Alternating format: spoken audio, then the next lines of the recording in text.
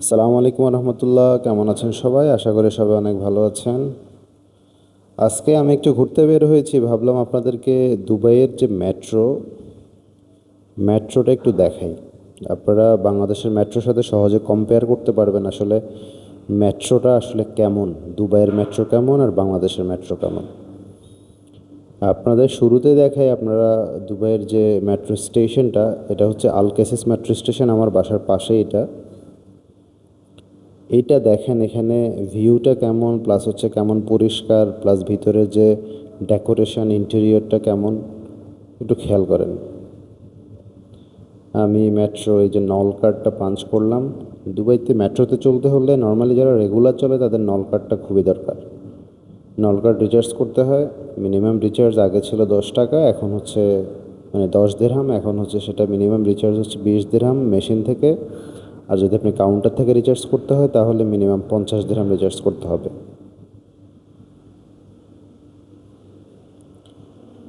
আমি অ্যাক্সেলেটর দিয়ে উপরের দিকে উঠতেছি, পাশে লিফটও আছে ওঠার জন্য।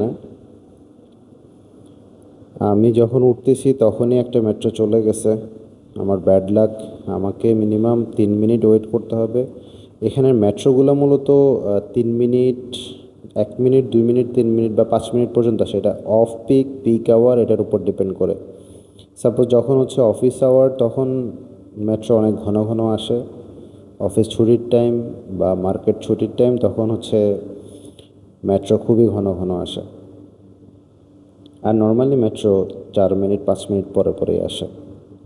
আপনাদেরকে শুরুতে ওইখানে দেখিয়েছিলাম, সেখানে একটা মেয়েদের জন্য আলাদা একটা কম্পার্টমেন্ট আছে।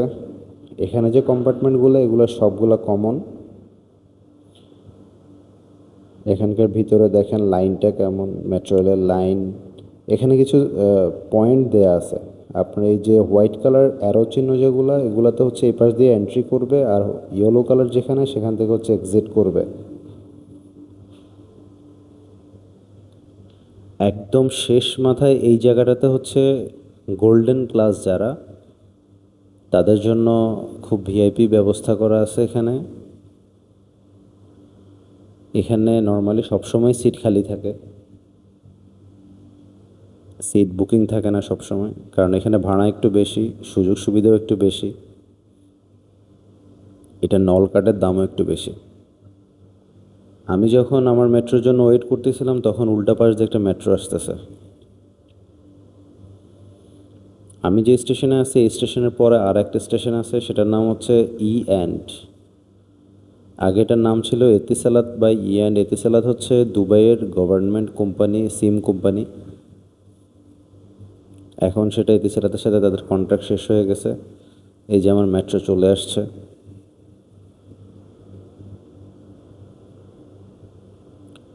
এখানে মেট্রোতে ঢোকার সময় বা বের হওয়ার সময় তেমন একটা হুড়োহুড়ি চলে না যতটা বাংলাদেশে হয়।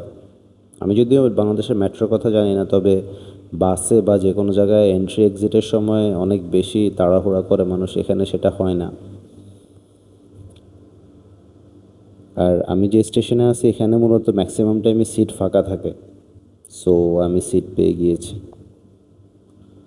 একটা স্টেশন পরেই হচ্ছে এয়ারপোর্ট ফ্রিজন মেট্রো স্টেশন, তো সেখান থেকে মোটামুটি মানুষ বেশি ওঠে। এই যে বাইরের যে অংশটা, এখানে ওই যে দূরে দেখা যাচ্ছে ওইখানে ওই অংশটা হচ্ছে এয়ারপোর্ট। এয়ারপোর্ট থেকে আহ, এই মেট্রো স্টেশনে আসা যায় না। এয়ারপোর্ট থেকে আলাদা মেট্রো আছে, সেটা হচ্ছে red zone metro station, red line বলে সেটাকে। সো এখানে দুইটা মেট্রো লাইন আছে, একটা হচ্ছে গ্রিন লাইন আর একটা হচ্ছে রেড লাইন। তো রেড লাইন মেট্রো স্টেশনে আপনার একটু বড়, প্লাস হচ্ছে ওটা ভিআইপি এরিয়ার জন্য। আর গ্রিন লাইনটা হচ্ছে রেসিডেন্সিয়াল এরিয়ার জন্য, এখানে ভাড়াটা একটু কম। রেড জোনে ভাড়াটা একটু বেশি। একটা মজার ব্যাপার দেখায় আপনাদেরকে, এই যে মেট্রোটা এখন চলে যাচ্ছে এটা হচ্ছে মাটির নিচে চলে যাচ্ছে।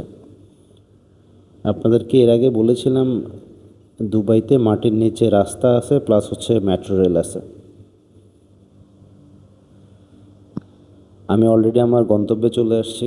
দেখেন নিচে থেকে কত উপরে উঠতে হচ্ছে, এটা তো কয়েকতলা উপরে হবে। এখান থেকে হচ্ছে এই স্টেশনটার নাম হচ্ছে ইউনিয়ন মেট্রো স্টেশন। এই স্টেশন থেকে আপনি চাইলে রেড লাইন মেট্রোতে উঠতে পারবেন, প্লাস হচ্ছে গ্রিন লাইন মেট্রোতে উঠতে পারবেন। এটা হচ্ছে কানেক্টিং স্টেশন। এটা হচ্ছে দুবাইয়ের সবচেয়ে বড় মেট্রো স্টেশন। আমি নর্মালি এটা এত বড় স্টেশন, আমি কনফিউশনে পড়ে গেছি। আমি এখানে অনেকবার আসছি, তারপরেও কনফিউশনে থাকি আসলে আমি কোন এক্সিট দিয়ে বের হব। এজন্য আমি এখানে কর্মরত একজনের কাছ থেকে হেল্প নিছি। Excuse me, which is for Union bus stop? Bus stop is other side. This side? Yeah, but it's not take video. No, not yet. I go to the আমি তাকে জিজ্ঞেস করেছিলাম, আমি যদি কনফিউশনে আছি এই জন্য জিজ্ঞেস করেছি আসলে কোন এক্সিট দিয়ে আমি ইউনিয়ন বাস স্টপের সাইডটাতে যেতে পারবো।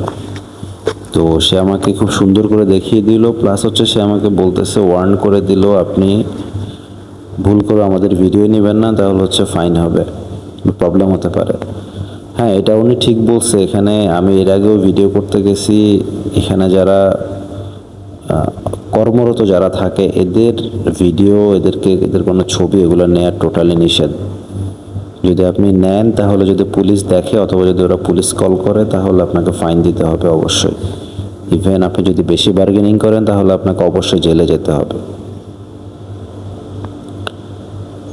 এটা সবচেয়ে বড় মেট্রো স্টেশন, আগে বলছি। আর এখান থেকে বের হওয়ার সময় অনেকগুলো এক্সিট পয়েন্ট থাকে, যেহেতু এটা সবচেয়ে বড় মেট্রো স্টেশন। তো আমি এখন আমার নল কার্ড পাঞ্চ করে আমাকে বের হতে হবে। এখানে আমার ভাড়া কেটেছে হচ্ছে 3 দিরহাম। তো দুবাইতে বললামই সর্বনিম্ন ভাড়া হচ্ছে 3 দিরহাম, সর্বোচ্চ ভাড়া হচ্ছে 7 দিরহাম। 3 দিরহাম মানে মোটামুটি 100 টাকা বাংলা টাকায়। আপনি উঠে নেমে যাবেন, মানে আপনি পাঞ্চ করে ভিতরে ঢুকেছেন আবার এক্সিট করবেন, আপনাকে 3 দিরহাম অবশ্যই দিতে হবে। তবে এখানে একটা সুবিধা আছে, এখানে যেহেতু ট্রান্সপোর্টেশনগুলো পাবলিক ট্রান্সপোর্টেশন সবগুলো হচ্ছে আরটি এর আন্ডারে। আপনি যদি এই মেট্রো থেকে নেমে আধা ঘন্টার মধ্যে কোনো বাসে উঠেন তাহলে হচ্ছে আপনার কোনো ভাড়া কাটবে না। তবে একটা রেঞ্জ অবশ্যই মেনটেন করতে হবে। সাপোজ আমি এখন উঠলাম, আমি এখান থেকে আরেকটা পাবলিক বাসে করে 1-2 কিলো বা 3-4টে স্টেশন দূরে গেলাম, 10-15 মিনিট লাগবে, তো আমার এখান থেকে কোনো ভাড়া কাটবে না। আমি 2টা সিঁড়ি পার হয়ে উপরের দিকে উঠেছি। দেখেন, একটা এক্সেলেটর পার হয়ে উঠেছি, একটা হেঁটে সিঁড়ি দিয়ে উঠেছি। কত নিচে! এই মেট্রোটা কিন্তু দুবাই ক্রিক যে নদী, ওই নদীর নিচে দিয়ে এরপর ওরা এই পার থেকে ওই পারে কানেক্ট করেছে। এই যে এটা হচ্ছে ইউনিয়ন বাস স্টপ, দুবাইয়ের মধ্যে সবচেয়ে বড় বাস স্টপের মধ্যে একটা। এখান থেকে সারা ইউএইতে বাস যায়, যেমন আবুধাবি, আজমান, শারজা, প্রায় সব জায়গাতে বাস যায় এখান থেকে। এই মেট্রো স্টেশনের পেছনে একটা সুন্দর পার্ক আছে, ওই পার্কে বিকেলবেলা মানুষ খেলাধুলা করে। ওই পার্কে একদিন নিয়ে যাব, পার্কের কয়েকটা ভিডিও করব, আপনারা দেখতে পারবেন। আর এই জায়গাটা, এই সুন্দর জায়গাটা আমার খুবই পছন্দের। এখানে দেখেন আফ্রিকানরা বসে আছে। এই জায়গাটা আমার খুব পছন্দের কারণ হচ্ছে এখানে বিশেষ করে ফিলিপিনোরা এখানে খেলাধুলা করে, লাইক স্কেটিং করে, সাইকেলিং করে, স্ট্যান্ড করে। আর বাচ্চাদেরকে এখানে স্কেটিং শেখায় বা সাইকেলিং শেখায়। দেখেন, এরা সবাই এখানে স্কেটিং করতেছে। স্কেটিং একটা সুন্দর একটা জায়গা। আর বিকেলবেলায় সারাদিন অনেক রোদ থাকে, তো এই জন্য কেউ আসে না। বিকেলবেলায় এরা সবাই এখানে ঘুরতে আসে, খেলতে আসে, অনেকে সাইকেলিং করে, স্কেটিং করে। আর এখানে আরেকটা মজার ব্যাপার হচ্ছে এই জায়গাটাতে আফ্রিকান প্রচুর পরিমাণে। আফ্রিকা মহাদেশের যে মানুষগুলো এরা এখানে বিজনেস করে, প্লাস হচ্ছে ওদের সিক্রেট বিজনেস আছে, প্লাস হচ্ছে ওরা এমনিতেও বিজনেস করে এখানে। আফ্রিকা থেকে অনেক কিছু নিয়ে আসে এখানে সেল করে। ওই যে দেখেন একজন প্র্যাকটিস করতেছে, স্ক্যান করার জন্য প্র্যাকটিস করতেছে।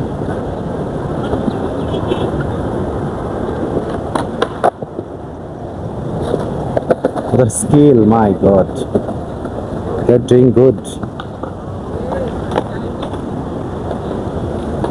এই যে আরেকজন।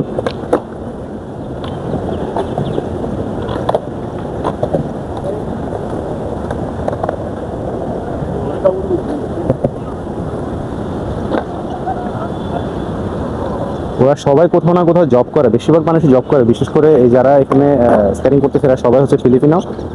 এরা সারাদিন কোথাও না কোথাও জব করে আর হচ্ছে বিকেলে এসে তাদের অবসর সময়টা কাটায় এখানে। আর ফিলিপিনোরা তেমন একটা বিজনেস করে না এখানে। এখানকার বেশিরভাগ বিজনেসম্যান হচ্ছে বাংলাদেশি, ইন্ডিয়ান, পাকিস্তানি খুবই কম, বাংলাদেশি ইন্ডিয়ান বেশি, আর হচ্ছে আফ্রিকান আছে। আফ্রিকানরা ওরা দোকান টোকান নিয়ে যে বিজনেস করে সেটা করে না। নর্মালি ওরা কোনো না কোনো বিজনেস করে, দেখলাম যে বাইরে অনেকগুলো জিনিস নিয়ে ওরা এই দেশ থেকে ওই দেশে নিয়ে যায়।